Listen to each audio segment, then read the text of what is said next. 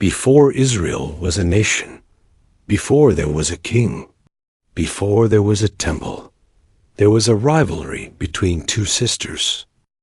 The 12 tribes of Israel, the foundation of everything that follows in the Old Testament, did not begin in strength.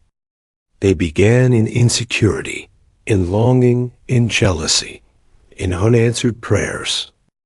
Welcome to Bible Made Simple, where we break down powerful Bible truths in a way that's clear, practical, and life-changing. Don't forget to like, subscribe, and ring the bell so you are not left out from the coming episodes. Let's begin. If you don't understand the 12 sons of Jacob, you won't fully understand why Judah becomes the royal line, why Levi becomes the priestly tribe, why Joseph becomes 2 tribes, why Reuben loses his birthright, and why Israel is structured the way it is for the rest of Scripture.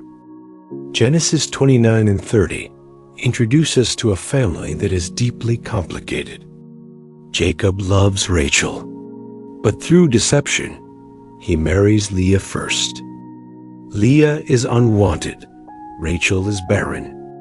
And in that tension, in that rivalry, the future of Israel begins. Children in the ancient world were not just blessings, they were identity, security, legacy. Every son that is born in this story is named out of emotion, and those names tell us something, because what begins in rivalry, God turns into redemption. Let's walk through the 12 sons of Jacob and see how a broken family became the foundation of a nation. Leah is the first to bear children, but she is not the one Jacob loves. Her first son is named Reuben, which means, "Behold, a son," or "Look, a son."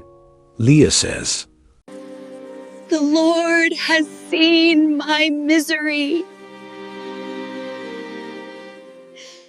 Already, we see something important that became a pattern in the Bible. God sees the overlooked. Remember the choice of David over his brothers? But Reuben, the firstborn, does not remain first in destiny. Later, in Genesis 49, Jacob calls him unstable as water. He forfeits leadership.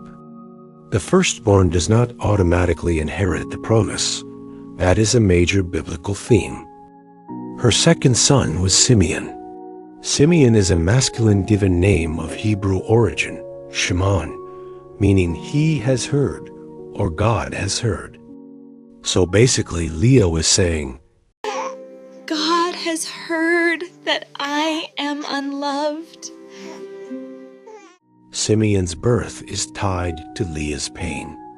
But Simeon later becomes known for violence alongside his brother Levi in Genesis 34. And eventually, the tribe of Simeon is absorbed into Judah's territory. Pain can shape identity, for good or for harm. Her third son, Levi, name of Hebrew origin, meaning joined, attached, or adhesion. For Leah was saying, "Now my husband will become attached to me." Leah is still longing for Jacob's affection. Now, here is the twist. Levi becomes the priestly tribe, the tribe set apart to minister before the Lord. The tribe born from longing for attachment becomes the tribe attached to God's service. God redeems longing into calling. Then comes the turning point. Her fourth son, Judah. Judah is a Hebrew name meaning praised, thanksgiving, or let him be praised, derived from the Hebrew word Yehuda and the verb yada, to thank or praise. So Leah is saying, "This time I will praise the Lord."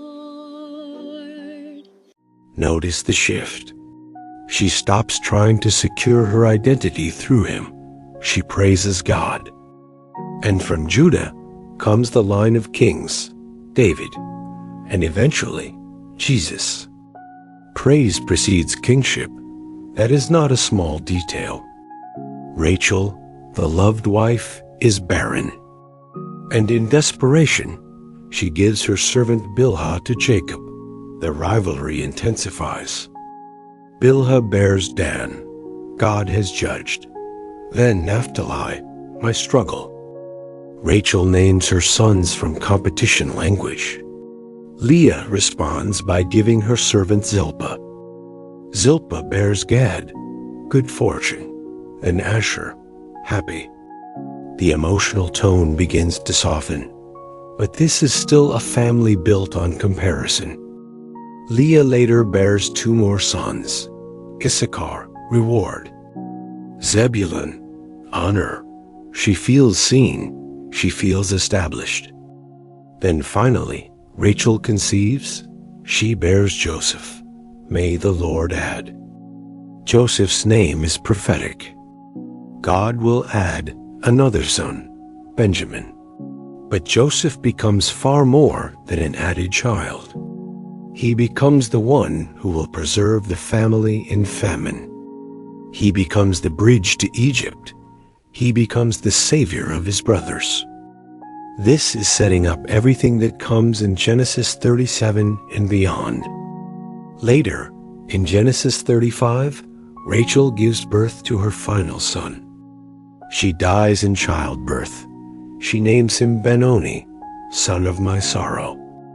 Jacob renames him Benjamin, son of my right hand. That phrase, right hand, becomes powerful biblical imagery.